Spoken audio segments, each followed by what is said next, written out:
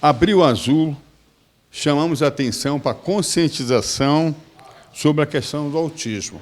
Devemos acabar com preconceito contra o autismo, termos consciência do trabalho da inclusão social do autismo, né? E, para isso, nós conversamos com a doutora Fernanda, que ela nos explicou os caminhos para conscientizar e o tratamento do autismo. O autismo, primeiramente, a gente pode identificar como um transtorno do neurodesenvolvimento.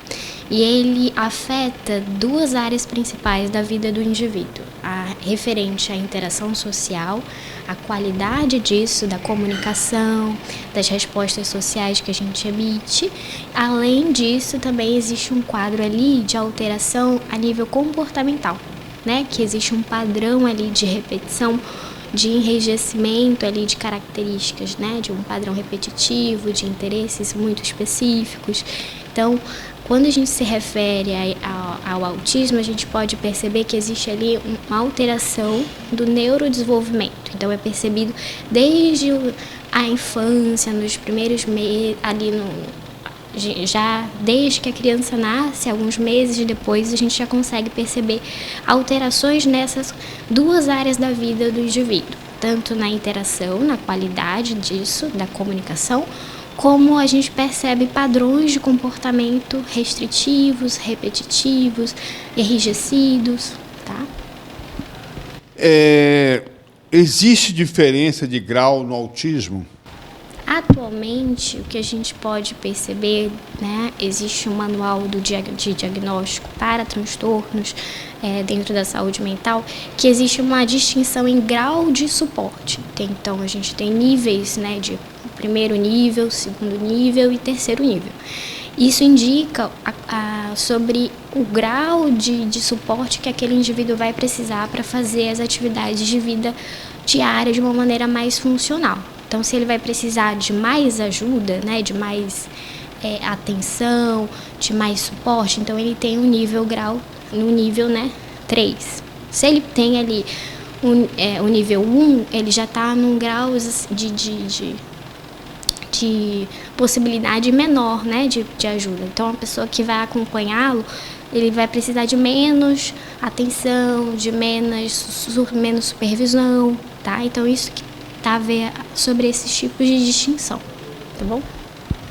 Como é diagnosticado o autismo? O diagnóstico de autismo, ele é feito a partir de uma avaliação clínica, de observação clínica e do acompanhamento de diferentes profissionais. Então, a gente pode falar sobre o médico especialista, né? Existem o neuropediatra, o neurologista, o psiquiatra. Além disso, os terapeutas, né?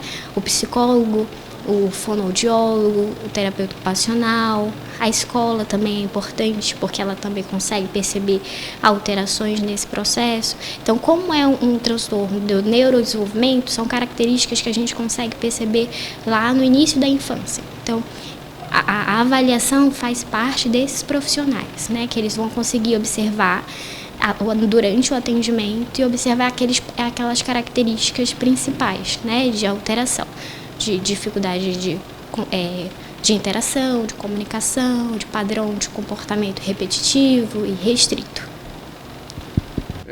Fernanda, fala para nós se existe tratamento. Por exemplo, o meu filho vai se desenvolver normalmente? Existe sim tratamento e intervenções que a gente pode ofertar para o indivíduo para ele ter maior qualidade de vida, maior funcionalidade.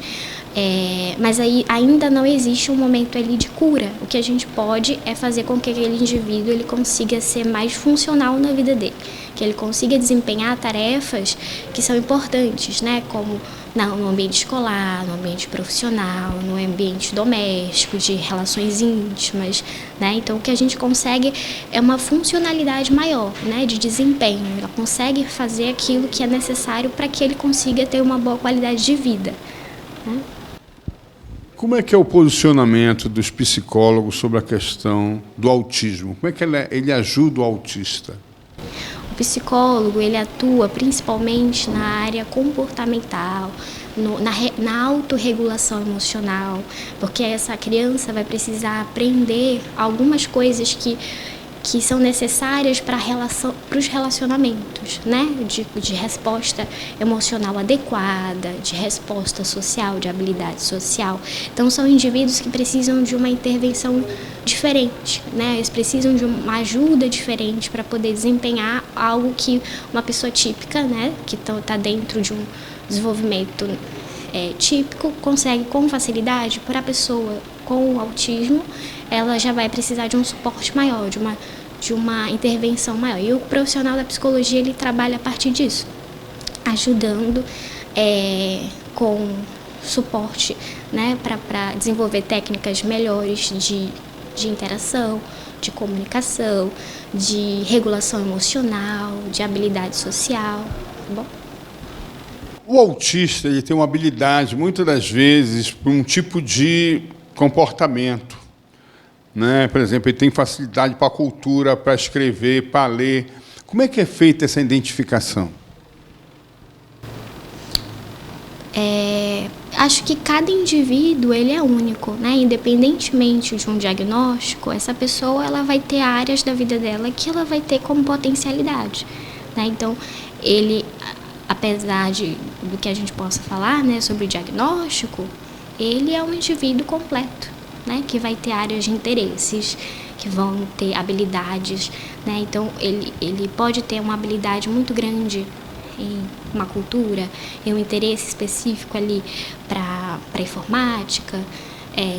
E assim, a gente percebe muito no transtorno do espectro autista, por isso que é um espectro, né? Existem graus de variação de dificuldades, né? Então, tem indivíduos que podem ter dificuldades em uma área, mas em outras ele tem uma habilidade bem potencial, né? Então, por exemplo, tem indivíduos que dentro da comunicação, né, tem dificuldade, mas, por exemplo, com leitura e códigos, números, letras, ele tem uma facilidade muito grande, né, um aprendizado muito rápido, muito potencial, né, muito desenvolvido. Então, varia de pessoa para pessoa também, né?